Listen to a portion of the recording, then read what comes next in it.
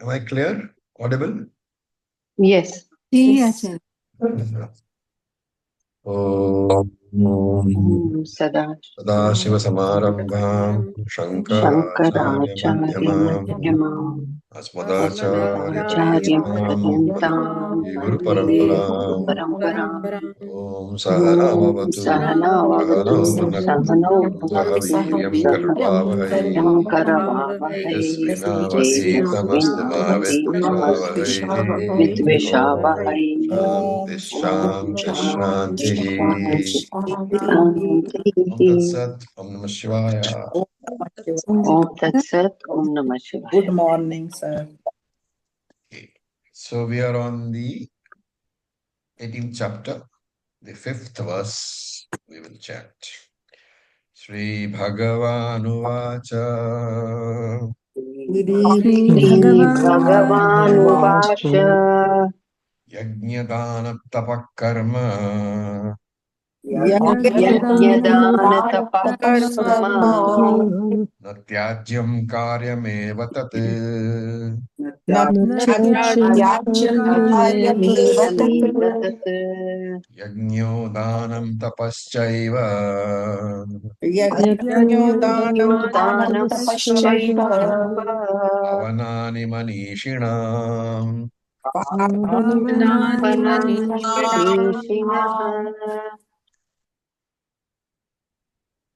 Okay.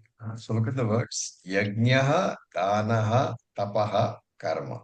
So any karma which is in the form of yajnaha, danam, charity, or tapaha, austerity, natyajyam, should not be given up. And tat karyam eva. So karyam here doesn't mean the normal product. Karyam here means that which has to be necessarily performed, mandatorily performed. So tat karyam eva should be performed absolutely without any omission, because yajna danaha cha eva tapaha, because these three pavanani manishinam are purifiers for the people who are sadhakas. Okay. So it's a general principle of Shastric teaching that, if people who are not familiar with the Shastra and its parampara, they would be very confused when they see that the same Shastra teaches sometimes diametrically opposite things in different texts. That is because the general principle is that the teaching is to be addressed to a person in accordance with his eligibility. So a person who is not eligible for jnanam would be taught differently. A person who is eligible for jnanam would be taught differently. So that's because scriptures divide humanity, people, into two types. Those who have got jnana yogyata and those who have not got jnana yogyata. So you should talk about jnanam only to those people whose minds are ready. So we saw in the 5th chapter, Sanyasastu Mahabaho Dukkham Aptamayo Gataha Yoga Yukto Mune Brahma Nachirena Adi Gachati. Right? Dukkham Aptamayo Gataha. For the Ayogya ones, for the ones who are not eligible, you cannot talk about sannyasa, about jnanam at all. So talk about jnanam, talk about sannyasa only after making sure that that person is ready for jnana. Right? But the majority of humans are not ready. And therefore, the teaching style will change. And right now, Krishna feels that Arjuna is not ready for sannyasa, for jnanam, which means he needs more of chitta shuddhi, more of antakarana shuddhi. And therefore, when he says, do not renounce yajna dana karmaha, which is the lifestyle prescribed by Dharma Shastram, by Karma Kanda, Natyajam means na tyaktvam. Do not uh, renounce. And karyam means you have to continue to perform these three karmas. Karyam means karaniyam, which has to be performed. Because these karmas are an important support to enable the unprepared person to come to Chitta Shuddhi, right? So yajna, rituals of worship, people say that, we go to temples to worship and we find peace of mind. And dhanam is a Vedic value. Whatever you have, you must share. And tapas, all these three we have seen in great detail in chapter 17. Right? So we are not going into that again. And of course, you have to add the word karma. Yajna karma, dana karma, tapa karma.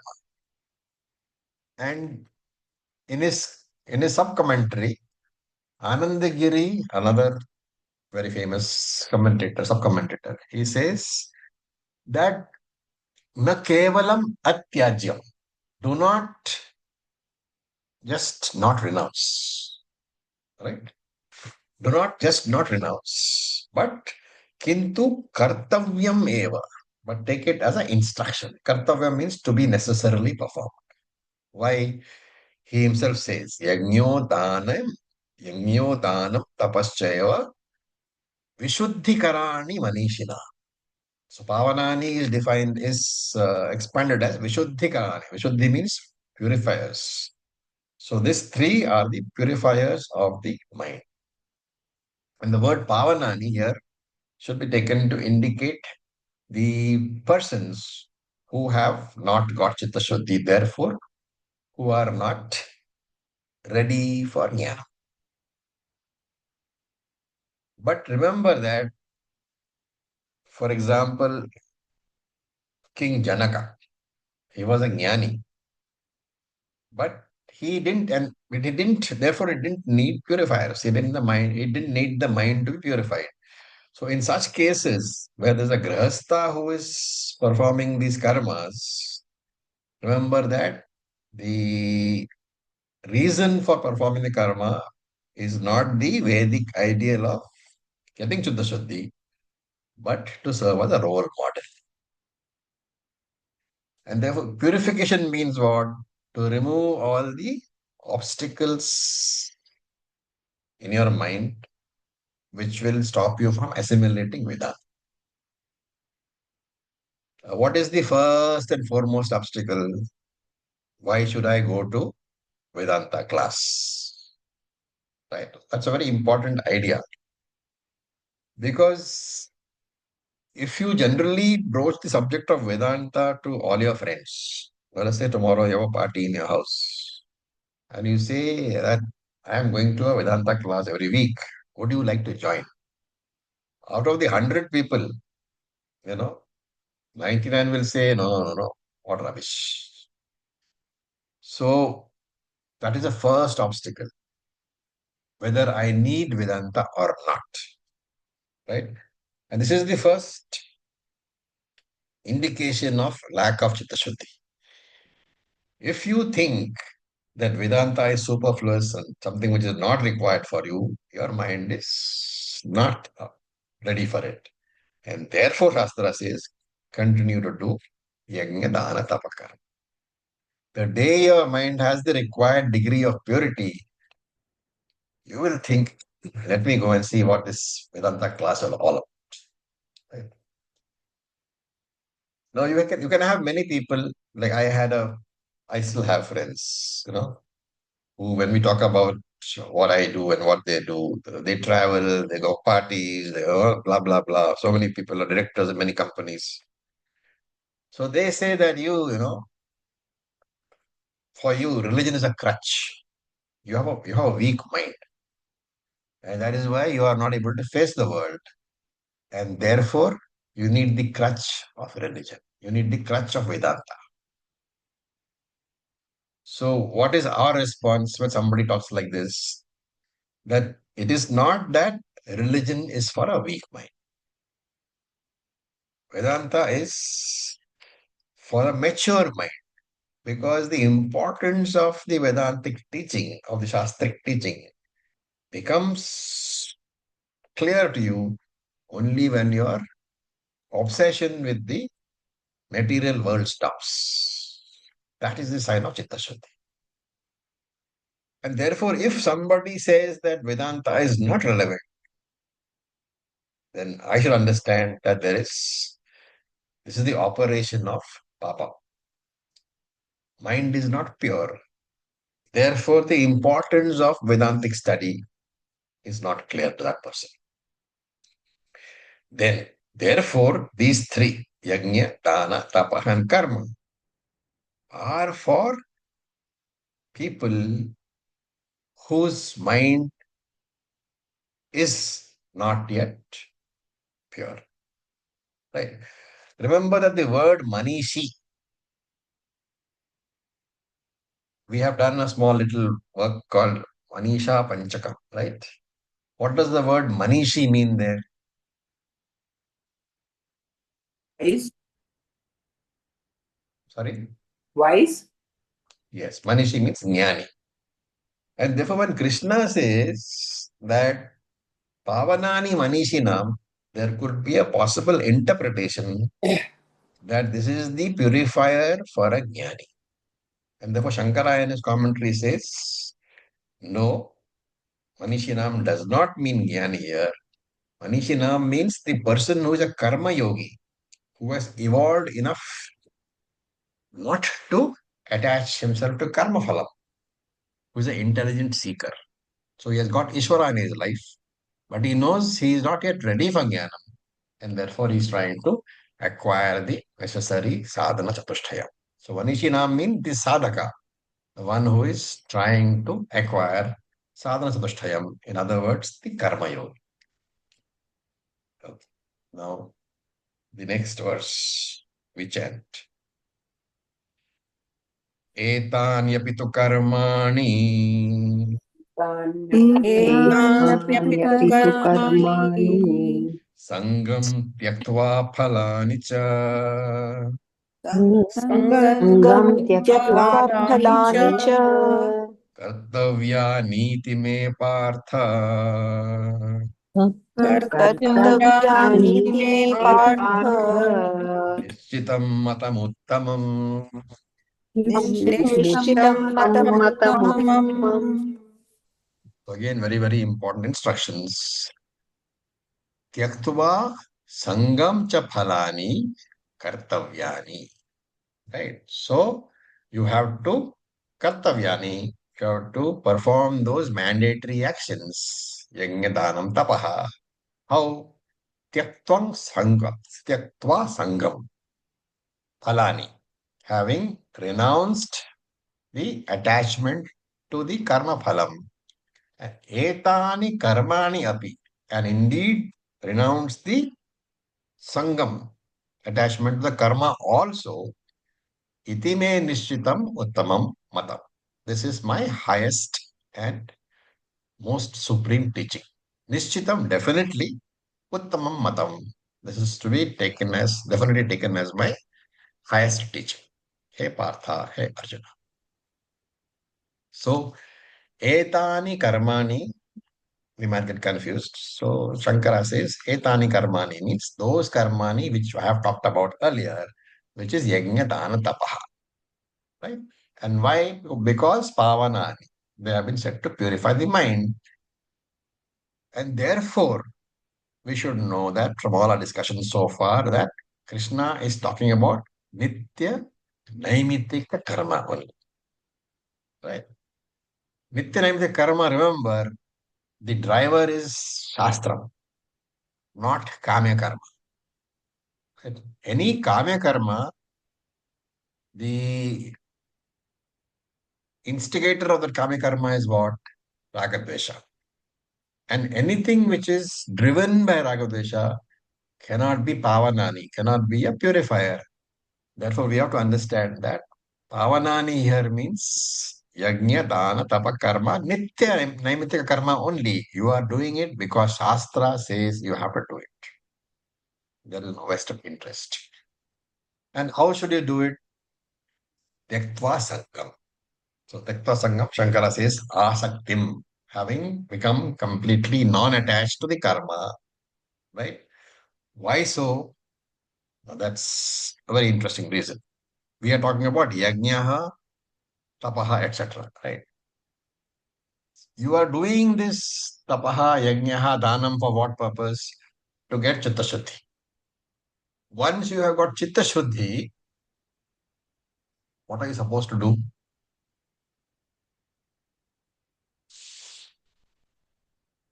Jnanam. You are supposed to come to Move to the Shravana. next stage. You come to the next stage, Shravana. And therefore, Tyaktva Sangam, you should renounce the attachment to the karma itself, he says. Because after Chitta Shuddhi, anyway, you have to renounce the karma, you have to drop the karma. And therefore, getting attachment to the karma at one stage will make it an obstacle. And therefore, do the karma or without getting attached to the karma. Treat the karma as a sadhana, not the sadhyam. It should be an instrument, not the end. And therefore, tyaktva sangam, you have to do the karma without being attached to it, considering it as a sadhana.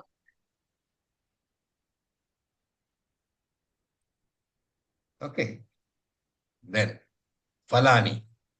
Tyaktva sangam, phalani. So, phalani means to the fruits of that karma also, you should renounce the fruits of the karma also. And phalam of this karma, of any karma, can be of two types. Material punyam is one phalam, spiritual punyam is another phalam. So any karma which you do, including nitya naimitya karma, can have two types of punyam, material benefits and spiritual benefits. So material benefits, you will get benefits in this world, right? All depends upon your sankalpa. When you don't do the sankalpa, when it is only for chitta shuddhi, then there is daivi sampattaha, spiritual punyam, which we call sadhana chatushtaya sampatti. There's an inner transformation. And this inner transformation will provide you with a teacher, a competent teacher who will teach you Shastra. If you are aiming at the material punyam part, well, it can give you the 4-bedroom flat in Marine Drive, or a AC bungalow, or a Mercedes car, but it cannot give you the teacher. So both acquisition of material benefits and acquisition of the ability and the infrastructure to study Vedanta, they require punyam. Right? But for example, to come to Vedanta class Sunday after Sunday, Sunday after Sunday, it requires sufficient punyam. Because without obstacles, so many times you have to come, right? At the very least, your family should not care if you disappear for 1 hour every morning, is it not? The very least. That itself requires punyam to be able to leave you alone for 1 hour every day. That's one thing. There are so many things which must happen for your class to be successful. What are they? You must be healthy enough. You must be able to sit for 1 hour. Your Wi-Fi should be operating properly. Your ears should be operating properly. Your headphone should operate properly. So what determines the type of punyam you get? What determines whether you will end up sitting in the 4-bedroom flat or sitting in the Vedanta class? Right? Remember, this is totally up to you. The only criteria is, the only catch is, you can ask for only one. You can't say, oh Lord, I'm doing this karma, so give me the Vedanta class in the 4-bedroom flat. You can't have both. Have one or the other. You have to ask. And then asking is called making a sankalpa. And that's why Krishna says, Tyaktva phalani. Do not choose material punyam. The phalam here refers to material. Laukika punyam, laukika phalam. Material punyam, don't choose. So, there's a text called Viveka Chudamani, which hopefully we will restart once again someday. There, Shankara says, being born as a human being, it requires a lot of punya. Because all that rebirth requires is that you should have a body, right? And there's nothing which says that you have to have a human body. And therefore, to get the right amount of punyam, to get a human body in all the thousands of births, that requires a lot of punyam. That is number one. Now, being born in a human body means you have got a lot of punyam. But do all humans go in for Vedantic study? No. Therefore, developing interest in Vedanta requires even greater punya than just being born in a human body. Another thing is, after being born in a human body, after developing interest in Vedanta, is it enough? No. You have to have a conducive atmosphere for your Vedantic study to be able to, you yourself can think, how many things, how many aspects of your life do you have to juggle to come to class daily? And those of you who have been long term here, some of you have been for 5, 6 years, more than that. How many aspects of your life have you juggled to be able to participate on live in class week after week, month after month, year after year? So therefore, having that conducive atmosphere also requires a great and tremendous amount of. Shankara says, if you are able, therefore, to come to class, you have done lots of yajna, dhanam, and tapakarma. And therefore, Krishna says, iti me nishchitam uttamam matam. This is my highest teaching. That not only should you follow these three karmas, not only should you perform these three karmas, your sankalpa should be that I will encash the punyam for shastric study. Right? Now, Shankara has in his commentary said that when Krishna uses the word etani karmani, yajna dana tapaha, he is talking about nitya karma. So he introduces a Purva Pakshi here.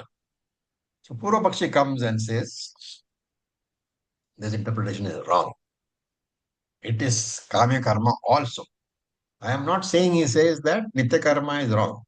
But don't say nitya karma only, because it can be Kamya karma also. So why does again and again Shankara introduced a Purva Pakshi? Because there is place for a possible doubt. And wherever possible doubts are there, Mananam needs to be done. And Shankara knows that we are all very busy people, so we don't have time for doubts, right? Therefore, he himself introduces the doubt as Bhashya. And this Purva Pakshi, he says there are two reasons why Krishna is referring to Kama Karma. So Krishna has said phalam tyaktva. Right? You have to renounce the fruit. And you are saying, oh Shankara, that it is nitya karma. But Purvapakshi says that nitya karma does not give any phalam. So where is the question of renouncing the phalam? Remember that the idea that nitya karma does not give phalam is a Purvapakshi viewpoint. It is not our viewpoint. That much understanding, keep in the background. So the first one is nitya karma does not give phalam. So where is the question of phalam tektva? And therefore Krishna is not referring to nitya karma. The second one, api. He says grammatically in etani api. Api means in addition to, also. And therefore etani api means in addition to the nitya karma already mentioned in the previous verse, yajna tapa karma. What is in addition? Because in the Shastram, there are only nitya karma, naimittika karma, kamya karma, prayaschitta karma, and nisheda karma. Right? Different types of karma. And therefore, when he says api, Nitya Naimittika is included in etani, these karmas. So api cannot be nisheda karma or prayaschitta karma. Therefore, api has to be kamya karma only. So Purvapakshi says that therefore, what Krishna means is that perform nitya karma for which there is no phalam, and perform kamya karma after renouncing the phalam. Natyajyam, he says, means you cannot renounce nitya karma, not because it doesn't have any phalam, but because it is mandatory. And kamya karma you don't renounce, you renounce the phalam of kamya karma. I hope the objection is clear. Any doubts on the objection? No. Okay. So Shankara's reply is that the view that nitya karma has no phalam is a view of Purva Mimamsa, which the Advaitin does not accept. Why? Yajño danam tapaschaiva bhavanani manishinam chitta shuddhi. Krishna himself says so in the same verse, in verse number 5. Therefore, Shankara says that the Purvapakshi view that Kamya Karma is mandatory has no logical support. Because why do you have to do Kamya Karma? You do Kamya Karma when there is some Kama to be fulfilled, is it not? If I want material prosperity, what will I do? Which karma will I do? Kamya karma. Kamya karma. Kamya karma. It's called avahanti homa. Okay, for Yeah. material prosperity. Mm. If I do not want a child, why should I perform putra kameshtu homa? Because that's only for one child. If you want a child only, perform that. Therefore, kamya karma cannot be mandatory. And Shankara says that throughout the 18 chapters, Krishna has not focused on kamya karma as a mandatory requirement. And therefore, why should he do so in this closing summary? Because chapter 18 is nothing new. It's only a closing summary. And then in support of his view, and this is the important part, the ease with which Shankara's mind moves. So he quotes a number of slokas. Dhurena yavaram karma buddhiyoga dhananjaya buddhau sharanamanvechaha kripana phala hetavaha. What does it mean? Compared to nitya naimiti karma, kamya karmas are durena hi avaram, very, very inferior. Then, number of verses.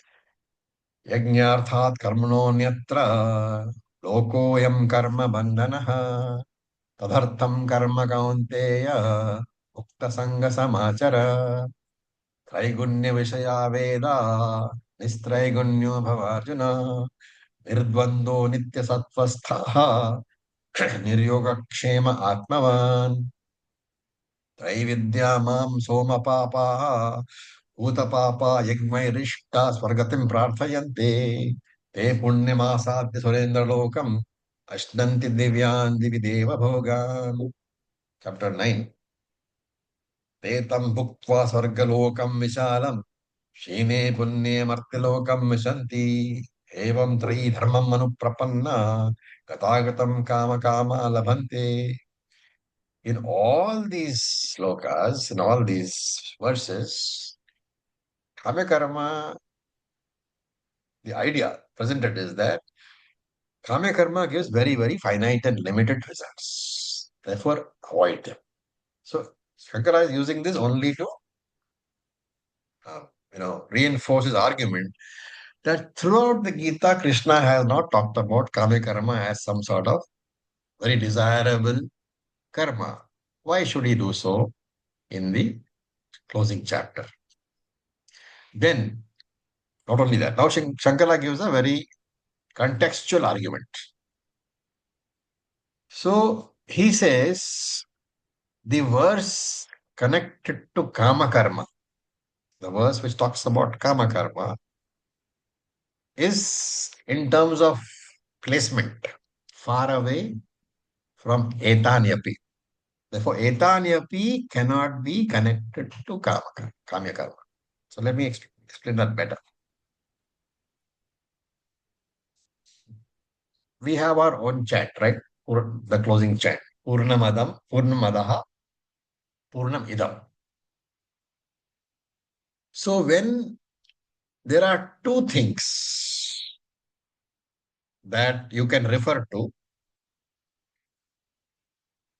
for example, the pronoun Adaha and the pronoun Idam also is there.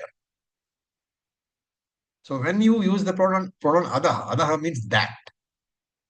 And Idaha, Idam means this, the closer one. So that is the further one. Idam is the closer one. Right? Purnam Adaha, Purnam Idaha. That is also Purnam. This is also Purnam. Now look at verse number 6. It says, Etanyapi tu karma. Where are the Kame karmas mentioned in this? If you take the verse number 2 to 6, where are the Kame karmas mentioned?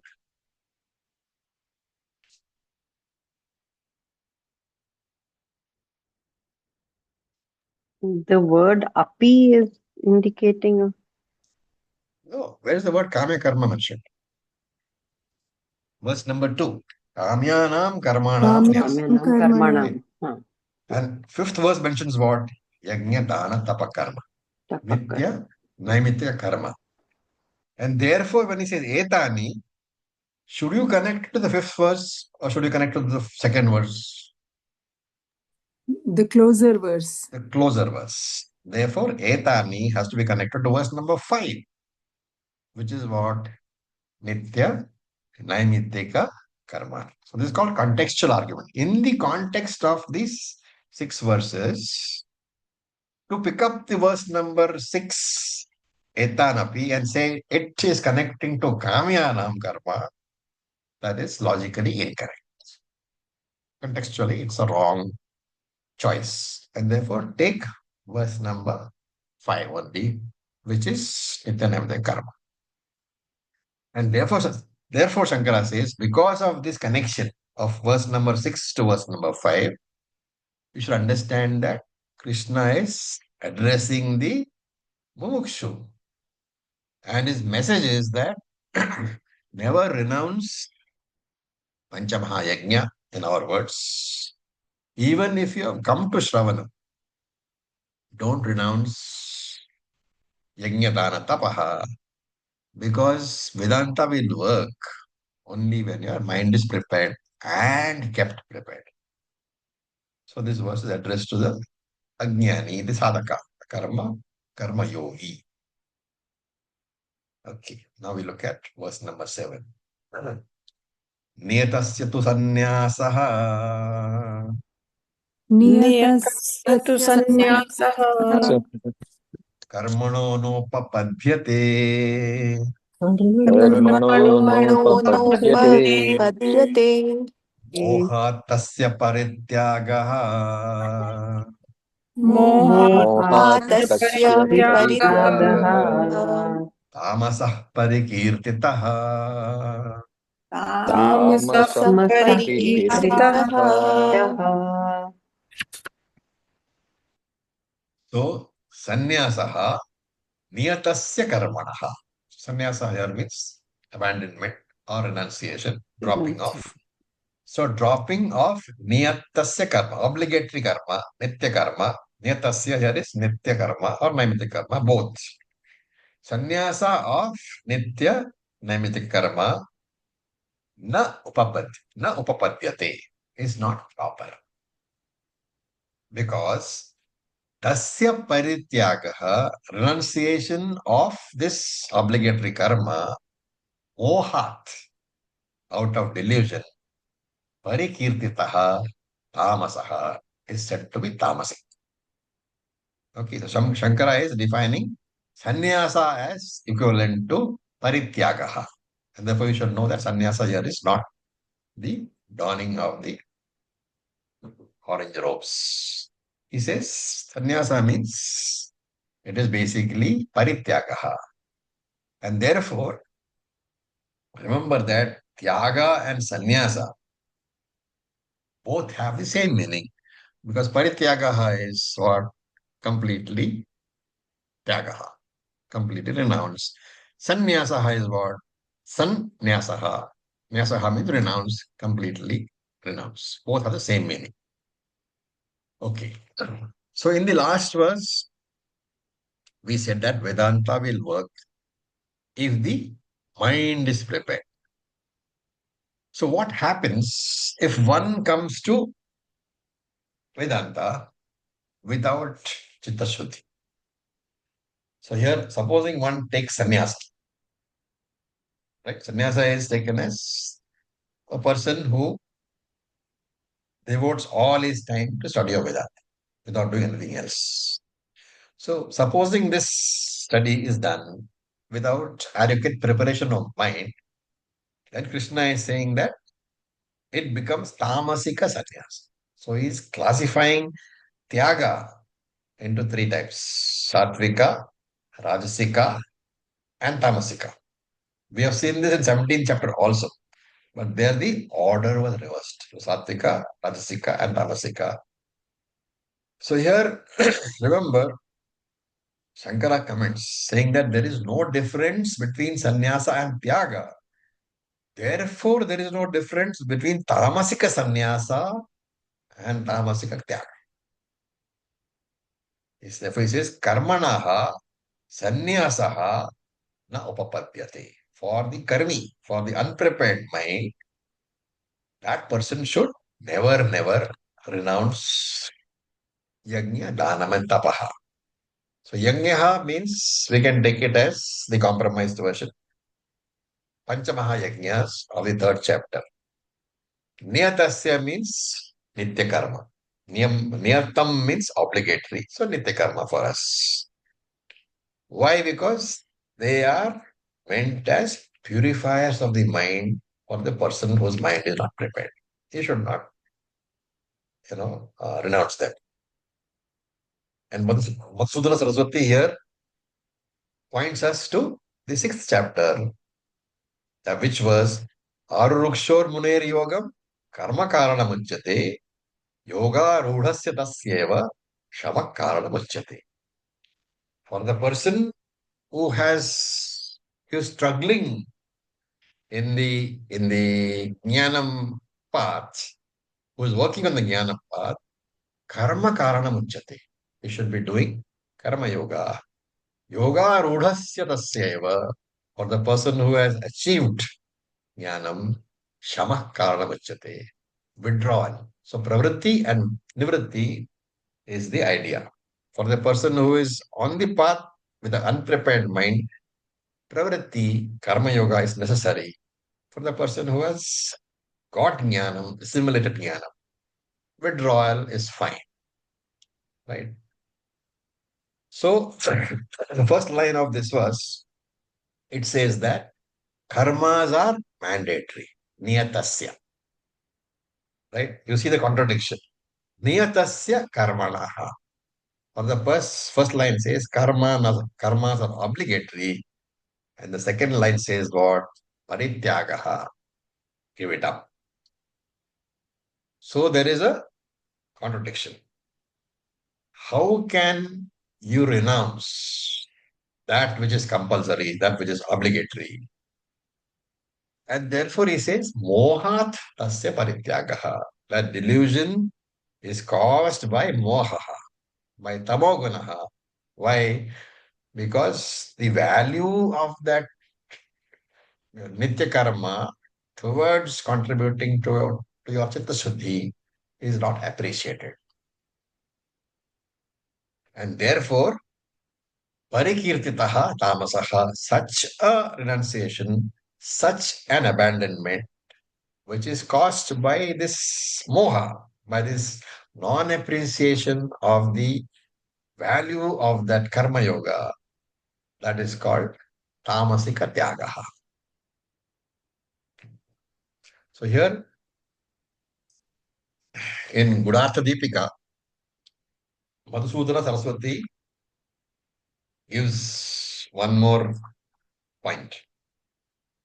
He says, some nitya karmas in your tradition, in Karma Kanda, some nitya karmas involve animal sacrifice. Okay, there are nitya karmas mandated in Shastra, where animal sacrifice is involved. So here, the objection is not Krishna saying that nitya karmas which violate the rule of ahimsa should be renounced and the others should be done?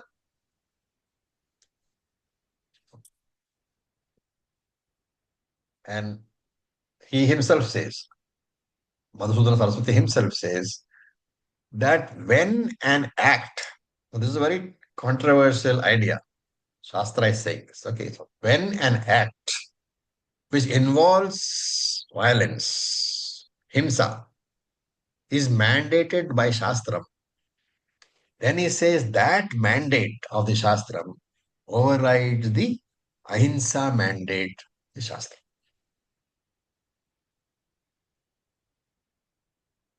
Okay. There can be a lot of debate on this.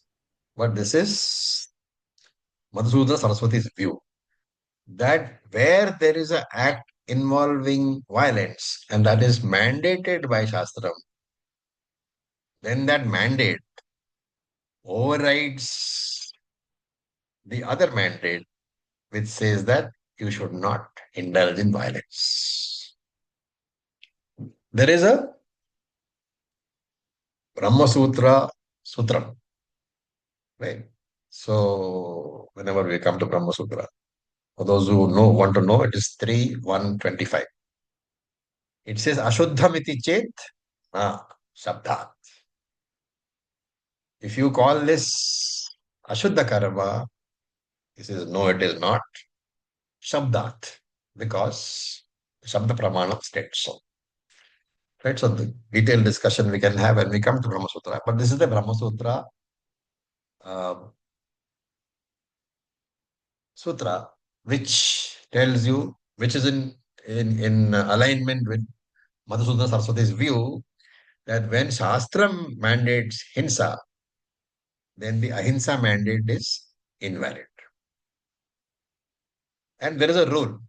Yat Veda Vihitam Tat Punya Janaka.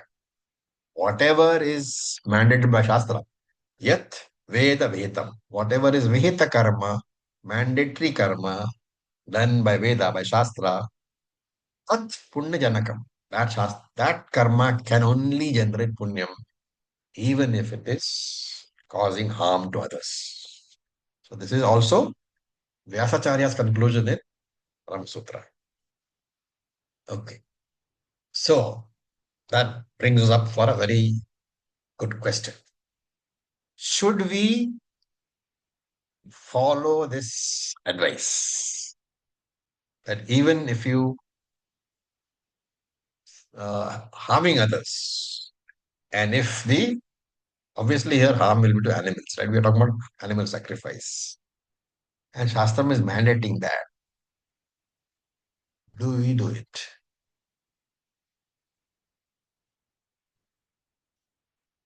I don't think so, Acharya. It should be contextual. It's only if it is required at a particular time or situation.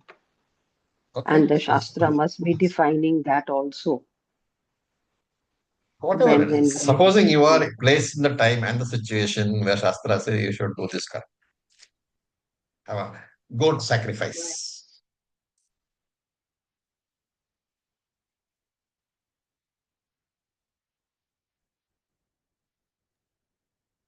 How Does many the of you- individual decide beyond what the Shastra says? No. Just guessing that will it have something connected with Sankalpa? No, actually, there's no answer to this question. So it depends on your prarabdha, basically, your nature. Hmm. If you don't like violence at all, you probably will say, no, I won't do this karma. I'll look for some alternative karma. And if you don't, have that problem, then there is no issue.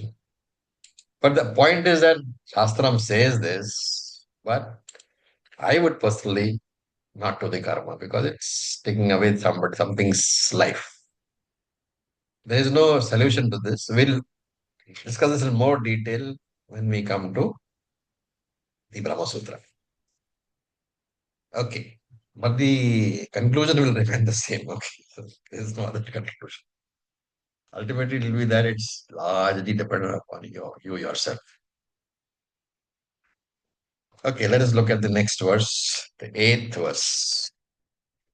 Dukkham ityeva yat karma Dukkhamityev Ev कर्म yat karma aya klesha bhayan tyajet kaya klesha कायक्लेशभयान् bhayan te त्यजेत् sakritva rajasam tyagam sakritva rajasam Rajasam tyagam Tyagam naiva tyaga phalam labhet. Naiva naiva tyaga त्यागफलं phalam Phalam लभेत् labhet. Labhet Yat karma, that karma, tyajit, which you renounce, kaya klesha bhayat, out of kaya klesha. Kaya is body, klesha is strain or pain or impurity, whatever. So yat karma tyajit, that karma which you renounce out of fear of physical pain, physical strain, or iti dukkham eva, saying, oh, it's very troublesome to do it. If you renounce a karma out of these things, kritva rajasam tyagam, you have done rajasika karma, and therefore, na eva labhet tyaga phalam. You will never get the phalam of tyaga. Results of renunciation, you will never get. So this is a discussion on rajasika tyagaha. And which we saw before, you can also take tyagaha as equivalent to sannyasaha. So rajasika sannyasa also. And the person involved is, of course, a sadhaka, but one who doesn't have chitta shuddhi. And therefore, what he requires is chitta shuddhi, for which he should do sattvika karma. But he doesn't have the knowledge of the benefits of that sattvika karma. So he renounces it. Right? Or he is aware that sattvika karma will give you antakarma shuddhi, but he doesn't want the bodily discomfort. He doesn't want to commit to the discipline. Right?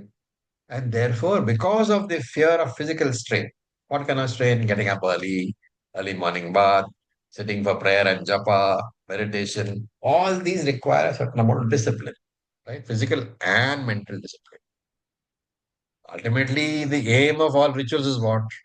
To weaken out the identification with the body. Deha, abhimana, tyagam. That is what is required. And therefore, but this person thinks all this is very troublesome. No, I can't get up at 4 a.m. So, kritva rajasam tyagam. This is rajasika karma. What will he do? Karmendriyani sanyamya ya asate manasa smaran indriyarthan vimoodatma mithyachara sa uchyate. Krishna has said that if you sit, but even if you sit for meditation, but karmendriyani sanyamya, your karmendriyas are all under control. You are not moving. Your hands and legs are all under control. But indriyarthan vimoodatma, your aste manasa smaran, with your mind, you are thinking only about indriyartha, the objects of the sense organs. What are you? Vimudar. You are a deluded person. And therefore Krishna says, Na eva tyaga phalam labe. Such a person will not get benefits of this tyaga. And what is the benefits of jnanam? The tyaga here means sannyasa. Sannyasa here means jnana. Because jnana nishtha you won't get. And therefore you will not get moksha. Right? You should also carefully note that in this sloka, Krishna uses the word tyagam. Right? While in the previous sloka, he uses the word sannyasa. Thereby clearly telling us that in his mind, sannyasa and tyaga have the same meaning. Okay. Now we look at verse number 9. Karyam ityeva yat karma कार्यम् कार्यमित्येव इत्येव यत्कर्म यत्कर्म niyatam kriyate arjuna नियतं यतं नियतं क्रियते क्रियते Arjun Arjun angam tyaktva क्रियते phalam chaiva Arjun सङ्गं सङ्गं सङ्गं त्यक्त्वा त्यक्त्वा फलं त्यक्त्वा चैव फलं चैव satyagah satviko matah. त्यागः त्यागः त्यागः सात्विको सात्विकः मतः So he again drives on that point. Sangam tyaktva, having renounced the attachment to the karma, phalam cha eva, as well as the attachment to the phalam, yat niyatam karma kriyate, when you perform niyatam karma, mandated actions, obligatory actions, iti eva, in this manner, in what manner? With the attitude that karyam, this is a thing to be done. Karyam here means something which has been told by Shastram that it should be done. Nitya, Naimittika karma. Shastram said it has to be done. Don't ask why, just do because I say so. Because the Lord says so, it has to be done. If you do it with that attitude, that I am doing this karma only because Shastram says so, which means because Ishvara says so, because Krishna says so. But what have I done? I have renounced the uh, attachment to the phalam as well as to the karma. Then satyagaha mataha satvikaha. That tyagaha is considered to be satvika tyagaha. Right? So I should know what I want is moksha. I should be a satvika sadhaka. I should know that I want moksha. I should know the steps. Moksha requires jnanam. Jnanam requires chitta-shuddhi. Chitta-shuddhi requires satvika karmani. So this we saw in chapter 2. Vyavasaya atmika buddhi. You should not only know where you have to go, but you should know what are the intermediate steps. Right? So for this person also, bodily strain is there because sitting, for 1 hour in meditation, 1 hour in class, bodily strain is definitely there. But he considers it necessary, so he does it happen. Right? So there are, for example, people who get impatient 5 minutes in a queue in front of the lift. But that same person will wait for 2 hours for the latest iPhone. What is the difference? The objective is different. One thing he wants, one thing is got to be done. So, karyam means that karma has to be done with this particular attitude, and that kind of attitude makes the karma a sattvika karma. So, in sattvika karma, he is performing the karma. The karma has not been renounced. What has he renounced? He has renounced tyaktva sangam. The attachment to those karmas is renounced. Remember that all karmas are meant for chitta shuddhi in this particular context. And therefore, even sattvika karmas are meant for chitta shuddhi. Sattvika karma will not produce jnanam. They will produce only antakarna shuddhi. Therefore, the sattvic karma has two phalams. Mukhya phalam, which is chitta shuddhi, and avantara phalam in the form of material benefits. So you can be a honest, businessman, for example, and you can have both these benefits. If you are doing that karma with a, Ishvara Arpana Bhavana, whatever karma you're doing in your business, you will get Chitta Shuddhi because of Ishvara Arpana Bhavana. So that is the main phalam. But you can also have the material benefits by doing the business. But the Tyakpa phalam indicates that if that businessman is wanting to be a karma yogi, while he can still get both the benefits, he should not be focusing on the material benefits. Right?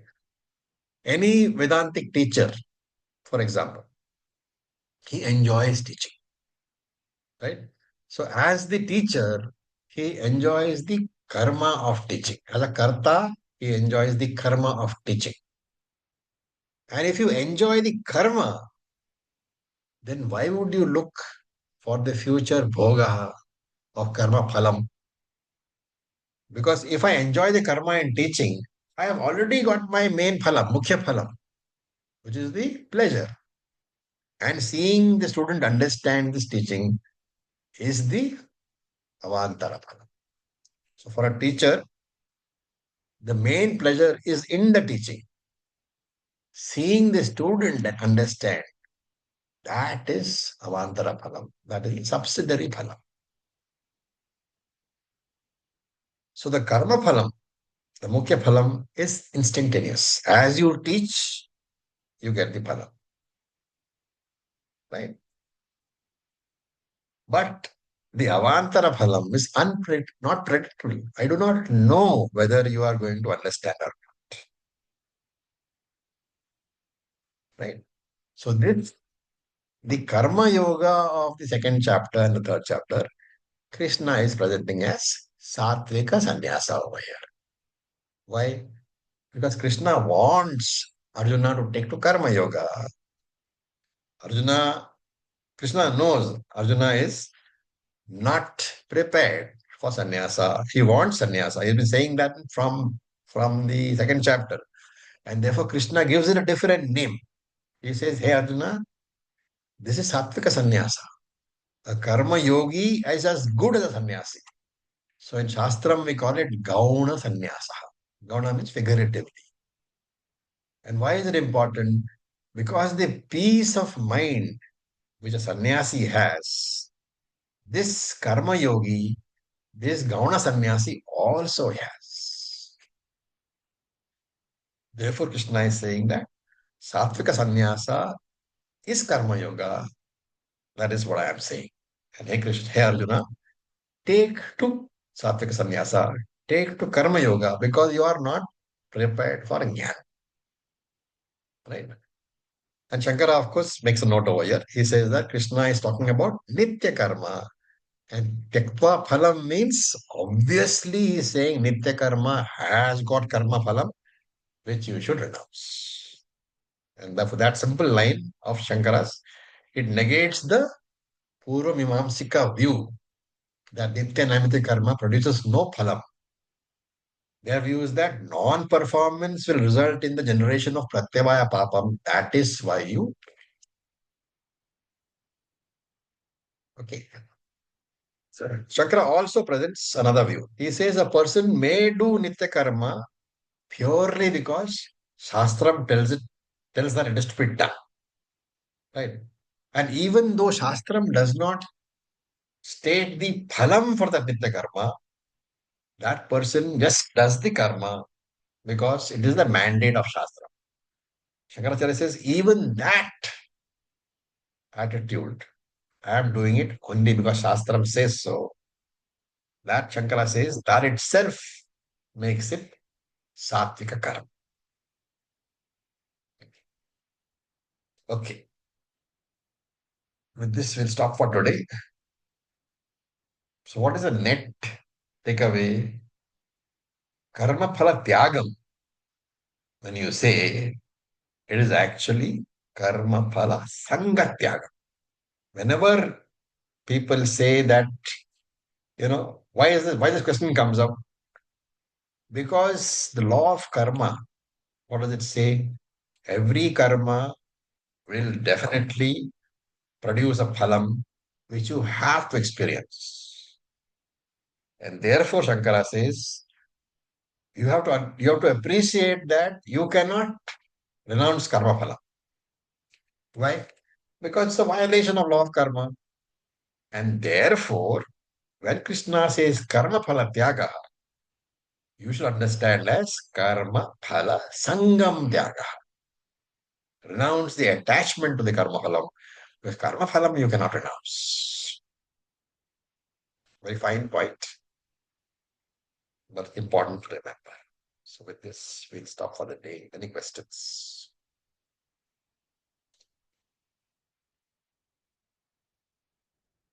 Okay. Om Purnamadah Purnamidam Purnat Purnamudachyate Purnasya Purnamadaya Purnam Eva Vasishyate. Om Shanti Shanti. Om Tat Sat. Thank you for your patience. Thank you so much. Thank you. Thank you, Acharya.